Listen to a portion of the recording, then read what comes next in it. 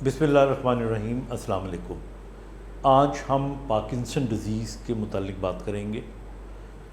Parkinson disease इतनी common नहीं है, ये थोड़ा सा अनकॉमन लफ्ज़ है और हमारे यहाँ जो आम तौर पे आम लोग होते हैं वो इसको समझ नहीं पाते। वो समझते हैं कि इसको ये कहें कि ये राशे की बीमारी है जिसके अंदर ट्रेमर्स होती हैं, तो वो आम तौर पे ये समझते हैं। लेकिन जो पार्किंसन डिज़ीज़ है, ये मैं भी आपको बताता हूँ कि इसके कुछ 4-5 कार्डिनल फीचर्स होते हैं। सबसे पहले तो ये हमें जानना पड़ेगा कि पार्किंसन डिज़ीज़ की अलामत क्या होती है। इसकी अलामतें ये होती हैं कि मरीज़ के हाथ में इस किस्म का एक राशा होता है, यानी उसका जो हाथ है इसको पिल रोलिंग मूवमेंट कहते हैं। ये इसका हाथ यूं भी हिल सकता है, यूं भी हिल सकता है। तो ये एक ट्रेमर होती है जो कि आम जब मरीज़ में देखें तो हम फ़ौरन समझ जाते हैं कि इसको पार्किंसन डिज़ीज़ है। लेकिन इससे भी पहले मेडिकली अगर देखा जाए, इस स्टेज तक पहुंचने में कम से कम 2 से 3 साल लगते हैं। उससे पहले एक अलामत उसको होती है जो हम डॉक्टर्स टाइमली पिकअप नहीं कर पाते, उसे कहते हैं ब्रेडिकाइनीसिया। ब्रेडिकाइनीसिया का मतलब ये होता है कि उसकी मूवमेंट स्लो हो जाती है। हम आम तौर पे ये समझते हैं कि हो सकता है ये डिप्रेशन का शिकार है या कमज़ोरी है इसको, इसलिए ये स्लो चल रहा है, ये स्लो बोल रहा है।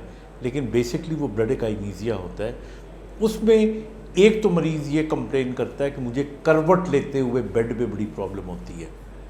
ये किसी और बीमारी में ऐसा नहीं वो बताता, और अगर उससे पूछा जाए तो वो यकीनन कहेगा कि मुझे करवट लेते हुए परेशानी या प्रॉब्लम होती है।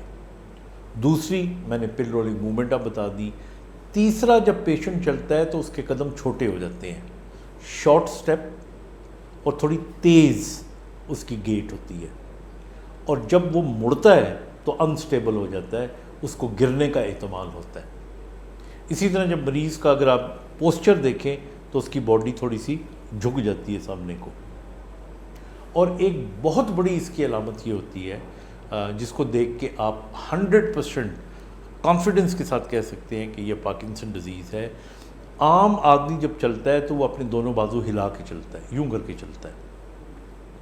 पार्किंसन का मरीज़ जब चलेगा तो उनके बाजू नहीं हिल रहे होते, लगता है कि जिस तरह यूं रखे हुए हाथ उन्होंने। आप खड़े हों ज़रा, गुड। अब आप वहाँ तक चलें। अब आप देखिए, जब चल रहा है मरीज़ तो हाथ नहीं हिला रहा। हम चलते हैं तो हाथ हिलाते हैं, हम लेफ़्ट राइट हैंड ऊपर आगे पीछे करते हैं, ये नहीं कर रहे। आ जाए, आ जाए। एक दफ़ा फिर चलिएगा, वहाँ तक दूर तक जाइएगा। ओके, ये इसका सेकंड सबसे बड़ी निशानी है। अब आ जाएं, आ जाएं। स्टेप भी इनके छोटे हैं, बैठ जाएं। जदों तुसी टर्न करते हो हैं जी जा रहे हो तो मुड़ते हो, उस वेले तुहानू लगता है बैलेंस खराब हो रहा है, जी जी है ना। करवट लेते हुए प्रॉब्लम होती है, बड़ी ये इसकी है। बैठ के खड़े होते हुए प्रॉब्लम होती है, कमरिश होती है। तो ये एक बहुत बड़ी अलामत है कि आपके हाथ नहीं हिल रहे। जब आप चल रहे हैं तो छोटे कदम आपके हो गए, जब आप टर्न कर रहे हैं तो आप स्टेबल नहीं रहते, आपकी आवाज़ लो हो जाती है।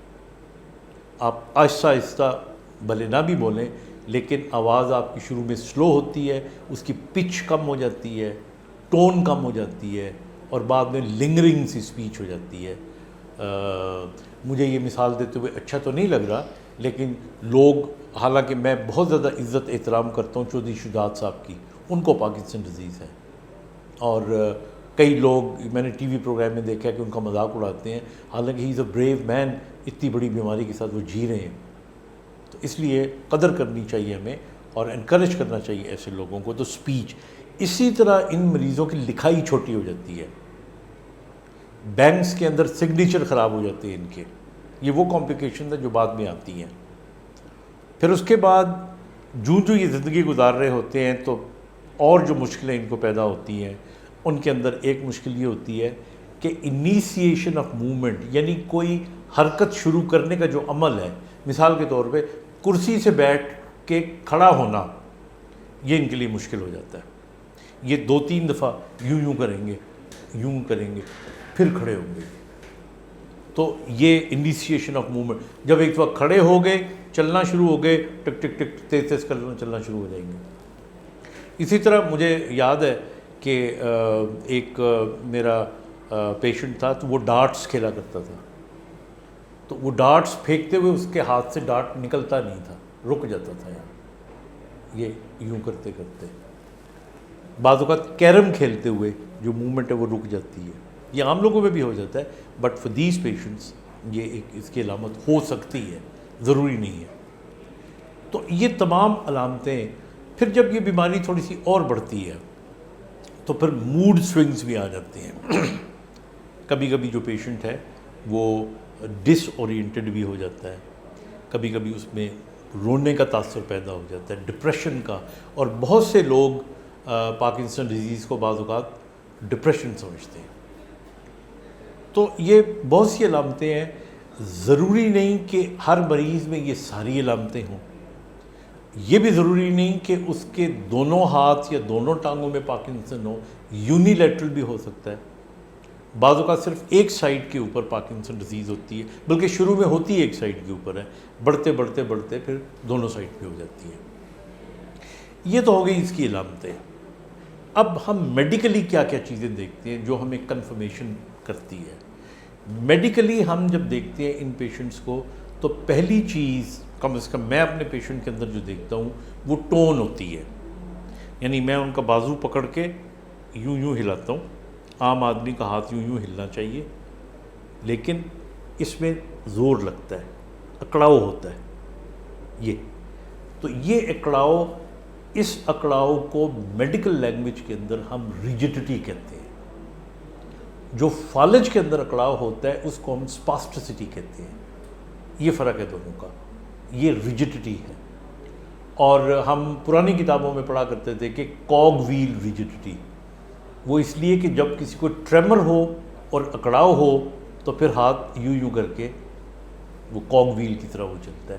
تو ایک یہ نشانی ہم دیکھتے ہیں. دوسری نشانی اس کے اندر جو ہم دیکھتے ہیں وہ بڑی انٹرسٹنگ ہے. دنیا میں تقریباً جتنی ٹریمرز ہوتی ہیں, یعنی راشیا کی جتنی بیماریاں ہوتی ہیں, ان کے اندر جب آپ کام کرو تو راشا بڑھ جاتا ہے. یعنی مثال کے طور پہ بڑھاپے کے اندر ایک سینائل ٹریمر آ جاتی ہے. اس کے اندر اگر آپ نے اکثر بزرگوں کو دیکھا ہوگا کہ پانی پئیں گے یا چائے پئیں گے تو ہاتھ یوں کانپ رہا ہوتا ہے, ان کا یوں یوں کانپ رہا ہوتا ہے, یا کسی کے سر پہ ہاتھ پھیرنا ہو تو یوں لگ رہا ہوتا ہے. یہ جو ٹریمر ہوتی ہے, یہ جب کوئی موومنٹ آپ کرتے ہیں تو یہ ٹریمر ختم ہو جاتی ہے. یعنی باقی ٹریمرز بڑھ جاتی ہیں, یہ ختم ہو جاتی ہے. یہ ریسٹ ٹریمر ہوتی ہے, جب ہاتھ کام نہیں کر رہا ہوتا تو یوں یوں کر کے ہل رہا ہوتا ہے. اگر آپ اسے کہیں کہ بھئی ہاتھ اوپر اٹھاؤ یا کسی چیز کو پکڑو تو وہ ٹھیک ہو جاتا ہے. تو یہ دوسری امپورٹنٹ چیز ہے جو ڈاکٹر دیکھتا ہے. تیسرا اس کے اندر ایک گلیبولر ٹیپ ٹیسٹ ہوتا ہے. ہم انگلی سے مریض کے ماتھے پہ یہ ٹیپ کرتے ہیں. یہ عام آدمی کو جب ہم ٹیپ کریں تو وہ ایک آدھ دفعہ آنکھ بند کرے گا, پھر آنکھ بند نہیں کرتا, ہم ٹیپ کرتے رہتے ہیں. اس کے اندر جب اس کے ہم ماتھے پہ ٹیپ کرتے ہیں, گلیبولر ٹیپ ٹیسٹ ہے, تو ایوری ٹائم بھی ٹیپ وہ آنکھ بند کرے گا. یہ ایک اور نشانی ہے. پھر جب ہم اس پیشنٹ کی شکل دیکھتے ہیں تو اس پہ ایکسپریشن نہیں ہوتے. اب دیکھیں نا, میں آپ سے بات کر رہا ہوں تو کبھی میں اونچا بول رہا ہوں, کبھی سلو بول رہا ہوں, کبھی ہاتھ ہلا رہا ہوں, کبھی چہرے پہ میرے مختلف تاثرات آ رہے ہیں. پارکنسونین جو پیشنٹس ہوتے ہیں ان کے چہرے ایک جیسے اسپاٹ ہوتے ہیں, وہ لگتا ہے جس طرح ماسکنگ ہوئی ہوئی ہے, یا ڈپریشن میں جیسے آدمی بیٹھا ہوتا ہے یوں کر کے, اس ٹائپ کے چہرے ہوتے ہیں. وہ بولتے ہیں تو زیادہ ایکسپریشن نہیں دیتے. اکثر لوگ یہ سمجھتے ہیں کہ یہ ان سے ناراض ہیں, یا سمجھتے ہیں کہ یہ ہمیں لفٹ نہیں کرا رہے, یا سمجھتے ہیں یہ ہم میں دلچسپی نہیں لے رہے, حالانکہ اندر سے وہ سارے کام کر رہے ہوتے ہیں, but they can't express it. یہ جو ماسکنگ چہرے کی ہے یہ اس بیماری کا حصہ ہے. تو یہ چیز جو ہے یہ دیکھی جاتی ہے. پھر اس کے بعد ظاہر ہے کہ ہم اور ریفلیکسز دیکھ لیتے ہیں, مسل ٹون دیکھ لی, پھر ہم نے چلا کے دیکھ لیا کہ آرم سوئنگ ہو رہا ہے کہ نہیں ہو رہا. تو یہ ساری چیزیں دیکھنے کے بعد آئی تھنک پارکنسونین پیشنٹ کے اندر آپ کلینکل ڈائگنوسس بڑی آسانی سے کر سکتے ہیں. اس کے اندر کوئی بہت سارے ٹیسٹ کرانے کی ضرورت نہیں ہے. آپ کلینکلی یہ ساری چیزیں دیکھیں تو آپ کو پتہ چل جاتا ہے کہ یہ بیماری وقت کے ساتھ بڑھتی رہتی ہے، اور اس بیماری کی جو بنیادی وجہ ہے وہ ڈوپامین کی کمی ہے. ڈوپامین ایک نیورو ٹرانسمیٹر ہے جو ہماری باڈی میں سیکریٹ ہوتا ہے، جو یہ بیلنس برقرار رکھتا ہے ہماری ٹون کا. تو اس کے اندر اس کی کمی ہو جاتی ہے، اور جب یہ کمی آہستہ آہستہ بڑھتی رہتی ہے اور یہ بیماری بہت سویر ہو جائے، اور اگر اس مرض کا علاج نہ کریں تو پھر پیشنٹ چل نہیں سکتا، وہ بیٹھ کے کھڑا نہیں ہو سکتا، وہ ہاتھ نہیں ہلا سکتا. کئی دفعہ جب مریض چل رہا ہوتا ہے تو ایک بڑا انٹرسٹنگ قسم کا فنومینا ہوتا ہے جس کو آن آف فنومینا کہتے ہیں، کہ مریض چلتے ایک دم رک جاتا ہے اور وہ اگلا قدم نہیں اٹھا سکتا، وہ فریز ہو جاتا ہے وہاں پہ. دس کالڈ آن آف فنومینا.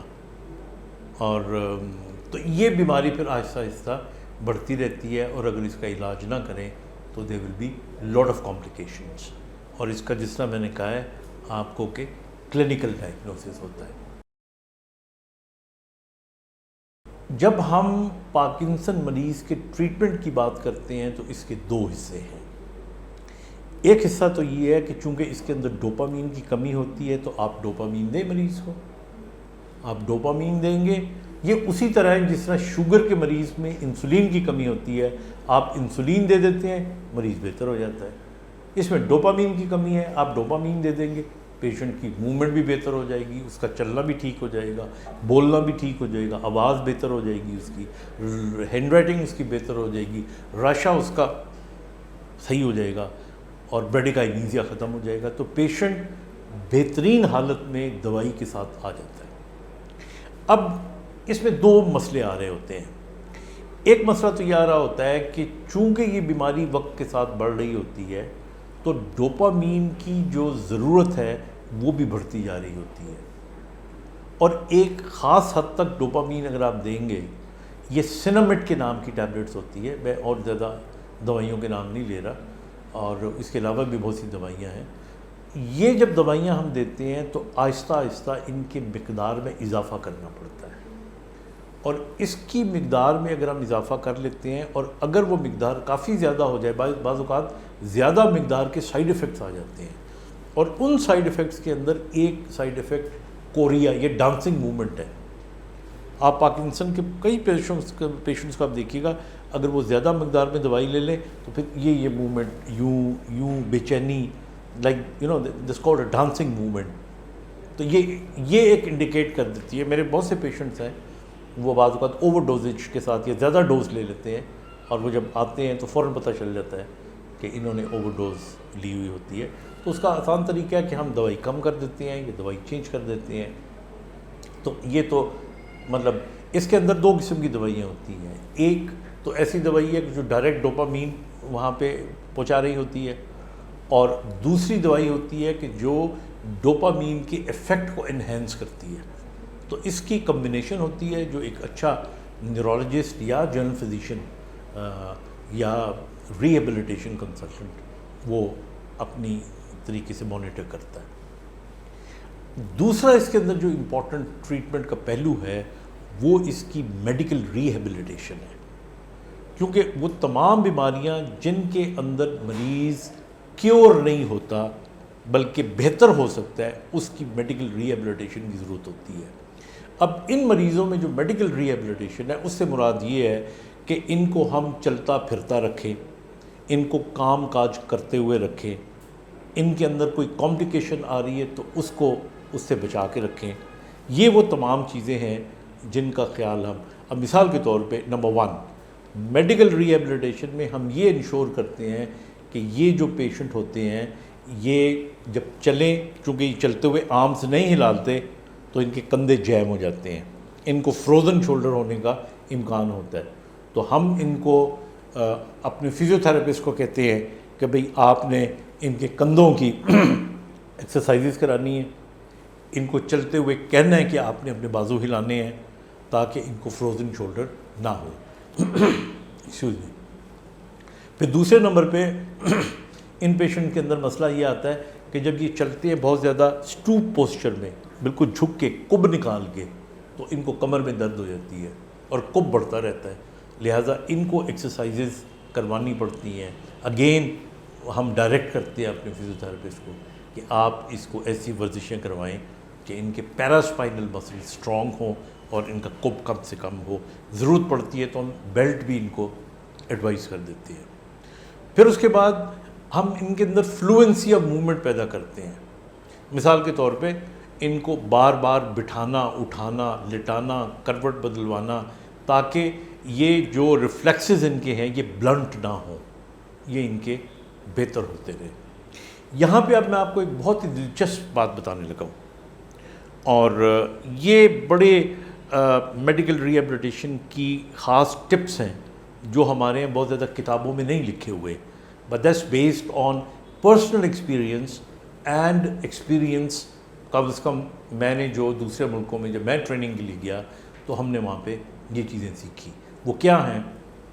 مثال کے طور پہ جن پیشنٹس کو پارکنسن ڈیزیز ہے اور ان کو بیٹھ کے اٹھتے ہوئے پرابلم ہو رہی ہے یا ان کو سٹیپ لیتے ہوئے پرابلم ہو رہی ہے, وہ صحیح چل نہیں رہے, اگر اس پیشنٹ کو آپ یہ کہیں کہ تم بیٹھ کے اٹھتے وقت زور سے گنتی گنو 1 2 3 اور تم کھڑے ہو, یوں کر کے مریض کھڑا ہو جاتا ہے.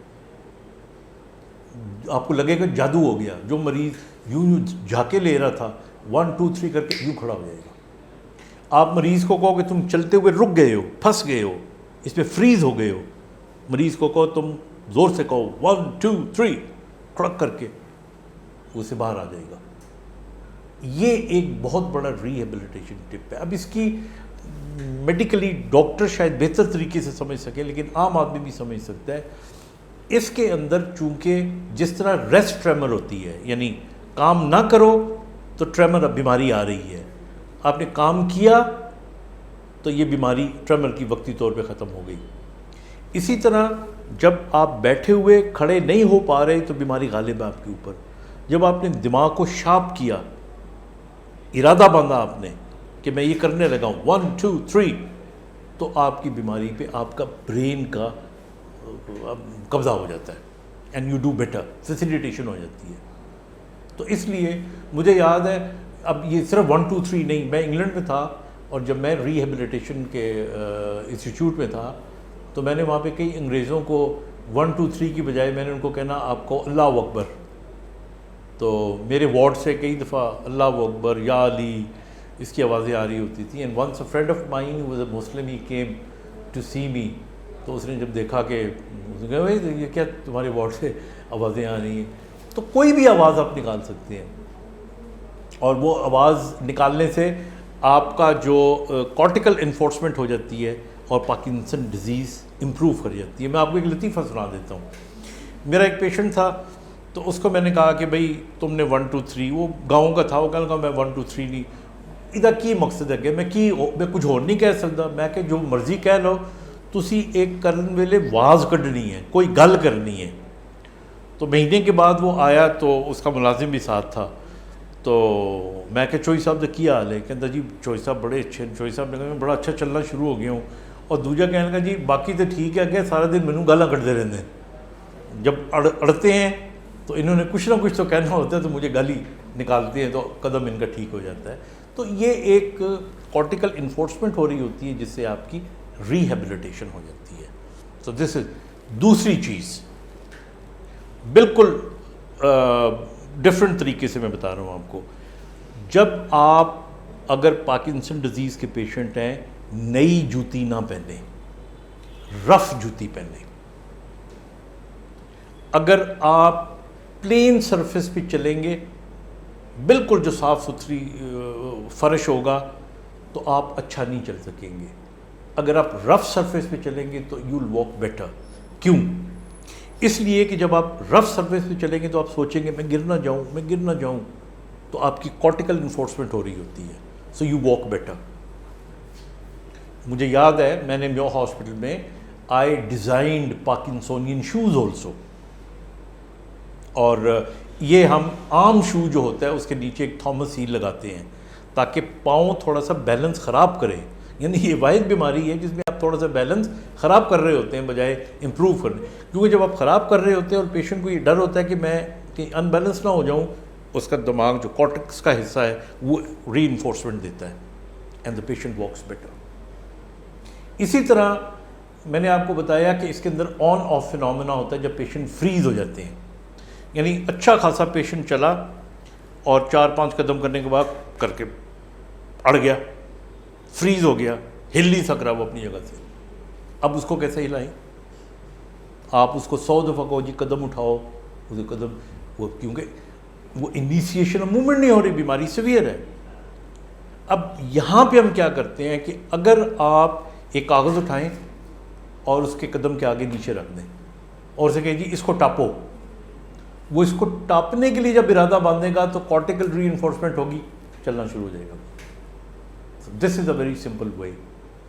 یا اس کے اندر ہم کیا کرتے ہیں کہ جو سٹک ہوتی ہے, آپ نے دیکھا ہوگا نا وہ ہینڈل یوں ہوتا ہے اور نیچے سٹک ہوتی ہے, سٹک کو الٹا اس کے سامنے کھڑا کریں اور کہیں ہم نے اس کو یہ کہنا ہے کہ تم نے کارٹیکل ری انفورسمنٹ, کارٹیکل ری انفورسمنٹ کا مطلب ہے تم نے کوئی کام کرنا ہے, تم نے کوئی عمل کرنا ہے, سوچ کے کچھ کرنا ہے, کوئی ایکشن کرنا ہے, اس سے اس کی جو پارکنسونین ہے یہ بہتر ہو جائے گی. یہ دس از ٹپیکل پل رول ٹریمر. ابھی آپ دیکھیے گا کہ یہ جو ٹریمر ہے اس کی یہ کچھ بہتر ہو جائے گی. اے میری انگلی نو پکڑو, یہ دیکھیں کم ہو گئی, دیکھیں چھوڑ دیو, اس ہاتھ سے پکڑیں, یہ دیکھیں. دنیا کی جتنی بھی ٹریمرز ہوتی ہیں وہ جب آپ کام کرتے ہو تو ٹریمر بڑھ جاتی ہے. یہ واحد بیماری ہے جس میں کام کرتے ہوئے, فنکشن کرتے ہوئے ٹریمر بہتر ہو جاتی ہے. تو یہ سارے ٹپس ہیں which are called rehabilitation tips in Parkinson disease. تو نٹ شیل یہ ہے کہ اگر کسی کو یہ بیماری ہو جاتی ہے it's not the end of the world. آپ دیکھیں محمد علی قلعے کو یہ بیماری تھی, ماشاءاللہ کتنے سال وہ بہترین زندگی گزارتا رہا. چودھری شجاعت صاحب کی میں نے آپ کو مثال دے دی ہے, اور بہت سے لوگ ہیں یا پروفیسرز ہیں, ٹیچرز ہیں. 3 مسئلے اس میں آتے ہیں. ایک ڈائگنوسس لیٹ ہوتا ہے, وہ اگر ان ٹائم ہو جائے. نمبر 2 میڈیکیشن اس کی اوور میڈیکیشن کئی دفعہ ہو جاتی ہے, اور پھر جب وہ ڈوز ایک دفعہ زیادہ ہو جائے تو کم کرنا مشکل ہو جاتا ہے. اور تیسرا اگر ساتھ میں ریہیبلیٹیشن ہوتی رہے گی جس میں اس کی ایکسرسائز ہے, اس کی فیزیو ہے, اس کی یہ میکنزمس ہیں, تو then a patient can live a very good life and I think he can be better rehabilitated. Thank you very much.